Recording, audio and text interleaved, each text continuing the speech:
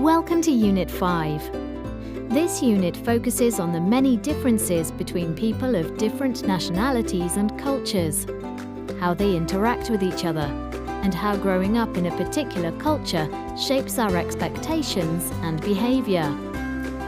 Listen to some people talking about cultural differences and traditions.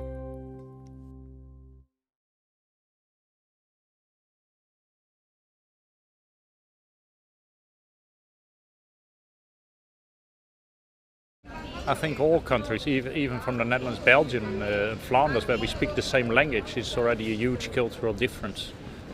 I've been there for my work, and the Dutch are quite straightforward and direct, and even the Belgians are much. It's a really different way. So it looks more or less the same, but it isn't. I think also Ireland and Britain is quite different. I don't want to be rude, but it's. I felt very comfortable in Ireland because maybe it's a small country, and also even here it's very nice and beautiful, but it's let's say the English dominance of the world in the past has also given them a certain attitude. So one of the main things I noticed when I came was that people don't look at each other in the street here. People seem shyer, a bit more closed off. The stereotype, I guess it fits. Greeks are a little more confident maybe, or just less shy, less worried about socializing. For my country, we always cook at home, I would say. In America, usually people eat out a lot.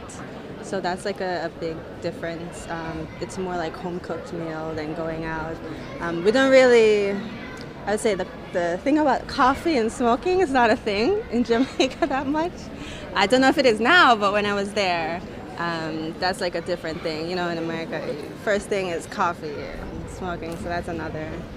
I think Americans complain less at work and in private.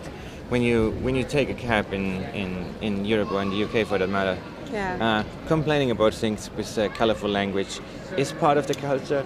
If you do the same thing at work, do you think in the Americans US, complain less? Oh yeah, you can't complain like that at work. Like people will get afraid. Yeah.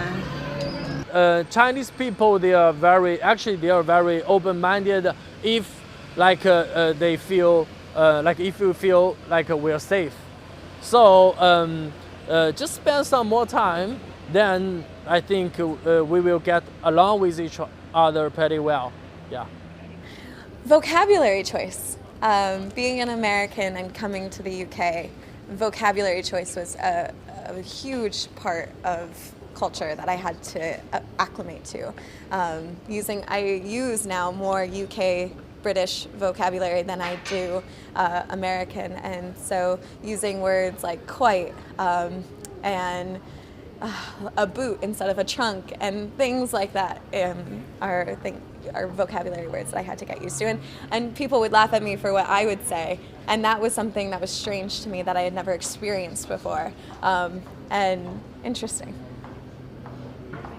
Depending, but if you're in a village, you usually don't show your left hand when you're eating. So you usually put it under the table, which was really weird for me because on my German side, you have to put all the fingers on the table to be really proper in etiquette. And the etiquette in Turkey, in like a Muslim family, would be not to show your left hand because it's considered dirty. So.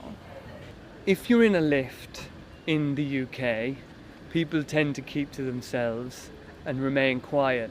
If you're in a lift in Ireland, whether you want to or not, somebody will engage you in conversation.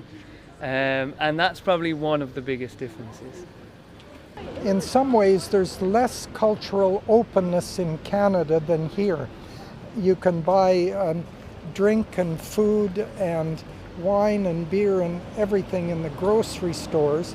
In Canada, that's not possible. It takes a little longer here for people to become friends, I find, and you need lots and lots of encounters and being very superficial before you get into something, more intimate, while Brazilians can go there quite quickly. I think people here are more friendly. Yeah, whenever you see people, they are smile. You feel that they are all of them friendly and outgoing and social. Yeah, maybe you can't find this touch in our country. Okay. That's it. I think the rhetoric right now that's being spread in my country is not conducive to promoting immigration, and I think that's something that needs to change. And one of the reasons why I'm at Oxford to promote bilingualism and multilingualism, which is why I'm studying what I'm studying, and hopefully going home and being able to create an inclusive environment where it's okay to have different cultures and different languages all working together to learn and make the world a better place, hopefully.